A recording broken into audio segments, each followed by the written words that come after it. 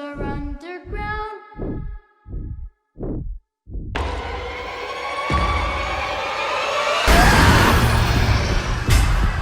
Join the circus and left their town. Now they live here down with the clown.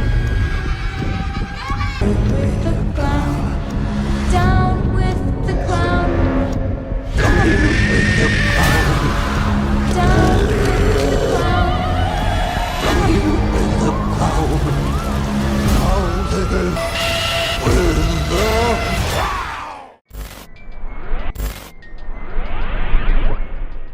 সবাইকে স্বাগতম আজকের এই বিশেষ বিশ্লেষণে। আজ আমরা সরাসরি ডুব দিতে যাচ্ছি ইট ওয়েলকাম টু ডেরি এর ৪ নম্বর এপিসোডের সেই ভয়ঙ্কর আর শ্বাসরুদ্ধকর রহস্যের একদম গভীরে। এই পর্বে আমরা এমন কিছু ডার্ক ক্যারেক্টার আর্ক আর মাথা ঘুরিয়ে দেওয়া তথ্যের সন্ধান পাব যা পুরো গল্পের মোড় ঘুরিয়ে দেয়। তো চলুন আর দেরি না করে শুরু করা যাক। শুরুতেই আমাদের সামনে এমন একটা প্রশ্ন এসে দাঁড়ায় যা ডেরি শহরের এক অদ্ভুত এবং ভয়ঙ্কর অন্ধত্বকে চোখে আঙুল দিয়ে দেখিয়ে দেয়। শহরের পর শহর জুড়ে বাচ্চারা নিখোঁজ হয়ে যাচ্ছে, অথচ এই শহরের মানুষজন নিজেদের আসন্ন ধ্বংসের ব্যাপারে পুরোপুরি অন্ধ। কিন্তু কেন কেউ আসল সত্যিটা দেখতে পাচ্ছে না? প্রথমেই আসা যাক আমাদের প্রথম পর্বে অদেখা সত্যি, যেখানে লড়াইটা মূলত বাচ্চাদের সাথে বয়স্কদের। চলুন দেখি আমাদের তরুণ চরিত্ররা বর্তমানে ঠিক কতটা হতাশাজনক আর ভয়ঙ্কর এক বাস্তবতার মধ্যে আটকে আছে।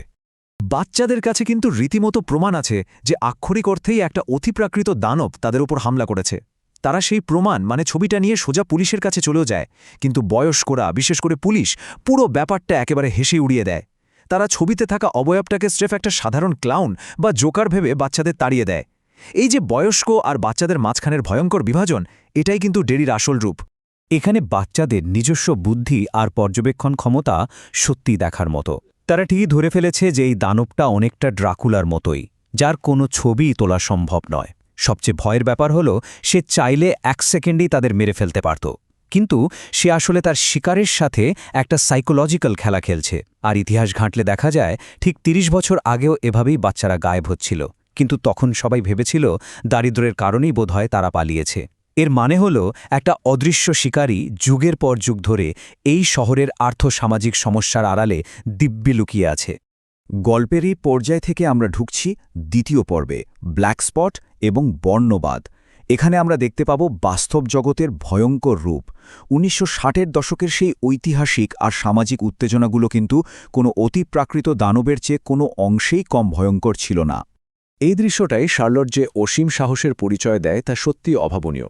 চরম বর্ণবাদী পুলিশ চিফ বাওয়ার্স যখন কোনো কারণ ছাড়াই হ্যাং নামের একজন কৃষ্ণাঙ্গ ব্যক্তিকে আটকে রাখে, তখন শার্লট সোজা আমেরিকান প্রেসিডেন্ট জন এফ কেনেডির নাম ব্যবহার করে তাকে হুমকি দেয়। সিভিল রাইটসের ওই উত্তাল সময়ে দাঁড়িয়ে এমন একটা হুমকির ওজন কতখানি ছিল তা সহজেই অনুমান করা যায়। পুলিশ চিফকে ভয় পাইয়ে দেওয়ার জন্য এটাই ছিল একদম মোক্ষম চাল। কিন্তু আসল ব্যাপারটা হলো অন্য জায়গায়। হ্যাং কেন সেদিন রাতে সত্যি ঘটনা পুলিশের কাছে লুকাচ্ছিল? হ্যাং শার্লটকে জানায় যে সে ওই রাতে একজন শ্বেতাঙ্গ বিবাহিত মহিলার সাথে ছিল। সেই সময়ের চরম বর্ণবাদী আর বিভক্ত একটা সমাজে এই খবরটা জানাজানি হলে কি হতো তা সহজেই আন্দাজ করা যায়। উন্মুক্ত জনতা নিশ্চিতভাবেই তাকে গাছে ঝুলিয়ে মেরে ফেলত। হ্যাঁ, তৎকালীন সমাজের দমবন্ধ করা পরিস্থিতি আর বাস্তব জীবনের সবচেয়ে অন্ধকার দিকটাকে এটা আমাদের সামনে একদম পরিষ্কার করে দেয়। এবার আমরা গল্পের একেবারে নতুন একটা মোড়ে এসে দাঁড়িয়েছি। পর্ব ৩, ভয়ের বিজ্ঞান বা বলা যায় ত্রাসের জীববিদ্যা। এই অংশে মহাজাগতিক আতঙ্ককে যেভাবে ভয়ঙ্কর জীববিজ্ঞানের যুক্তির সাথে মেলানো হয়েছে তা সত্যি গায়ে কাটা দেওয়ার মতো। উইল যখন নদীর ধারে তার বাবার পোড়া রূপ ধারণ করা সেই ইটের হাত থেকে জাস্ট অল্পের জন্য বেঁচে ফেরে, তখন তার মাথায় একটা চরম ভীতিকর প্রশ্ন ঘোরে। দানবটা তাদের সবচেয়ে বড় ভয়ের রূপ নিয়ে সামনে আসছে, চাইলে যে কোনো মুহূর্তে মেরেও ফেলতে পারে, কিন্তু সেটা করছে না। কেন করছে না? চলুন উইলের লজিকটা একটু বিশ্লেষণ করে দেখি। উইল বুঝতে পারে যে এই দানবটা আসলে ডেরি শহরটাকে একটা আস্ত রান্নাঘর হিসেবে ব্যবহার করছে। ঠিক যেভাবে কিছু শিকারী প্রাণী শিকারকে খাওয়ার আগে তাকে চরম ভয় দেখায়, এই দানবটা হুবহু তাই করছে। সে তাদের একেবারে খাঁটি আতঙ্কের মধ্যে ম্যারিনেট করছে, শরীরে ভয়ের হরমোন তৈরি করছে, আর ঠিক যখন আতঙ্কটা চরম পর্যায়ে পৌঁছাচ্ছে তখনই শিকারকে খাচ্ছে, যাতে স্বাদটা আরও বাড়ে। পুরো বিষয়টা ভাবলেই গা শিউরে ওঠে। বিজ্ঞানের ভাষায় বলতে গেলে যখন কোনো প্রাণী চরম আতঙ্কিত হয় তখন তাদের রক্তে এক ধরনের স্পেশাল কেমিক্যাল বা ভয়ের হরমোন তৈরি হয়, আর এই হরমোনটাই ওই দানবের কাছে সবচেয়ে সুস্বাদু খাবার।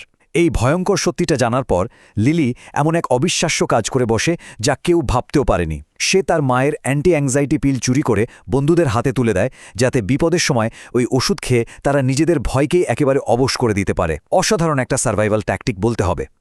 এরপর স্কুলে হঠাৎ করেই এমন এক বিভৎস দৃশ্য তৈরি হয় যা ভোলার মতো নয়।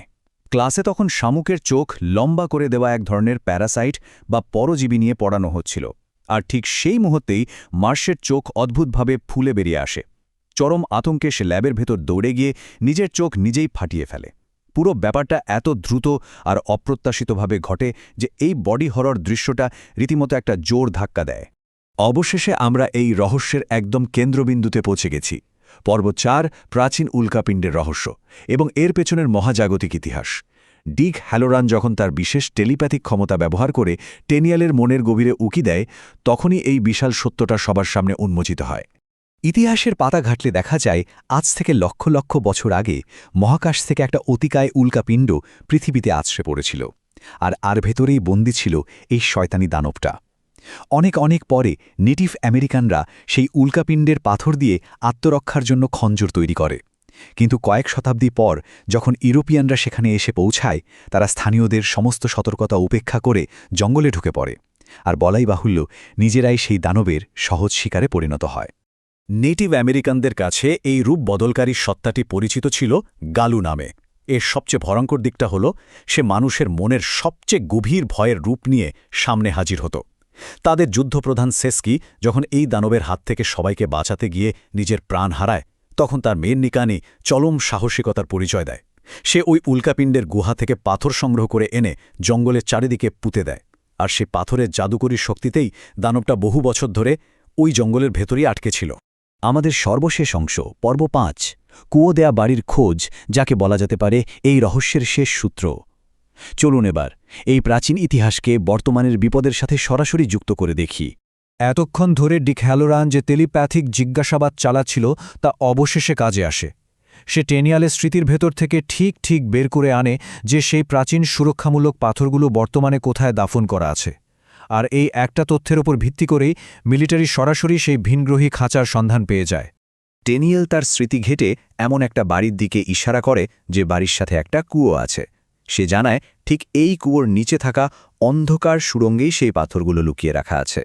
যারা এই ফ্র্যাঞ্চাইজির অনেক পুরনো ফ্যান, তারা নিশ্চয়ই এতক্ষণে বুঝে গেছেন যে এটা আসলে সেই বিখ্যাত এবং ভয়ঙ্কর বাড়ি তার কথাই বলা হচ্ছে, যা ডেরি শহরের সমস্ত অন্ধকারের আসল কেন্দ্রবিন্দু। কুয়ালা বাড়িটি তো শেষমেশ খুঁজে পাওয়া গেল, কিন্তু আসল বিপদটা এখানেই, কারণ দানবটার এই জেগে থাকার চক্র এখন একদম শেষের দিকে। সে খুব শীঘ্রই আবার মাটির নিচে দীর্ঘ ঘুমের জন্য ফিরে যাবে। কিন্তু প্রশ্ন হল, ডেরি শহরের নিচের ওই গহীন অন্ধকার সুড়ঙ্গে আমাদের চরিত্রগুলোর জন্য আসলে ঠিক কোন ভয়ঙ্কর রূপ অপেক্ষা করে আছে? আগামী পর্বের জন্য এই বিশাল প্রশ্নটাই আমাদের এখন ভাবিয়ে তুলছে। আজকের মতো বিশ্লেষণ এখানেই শেষ করছি।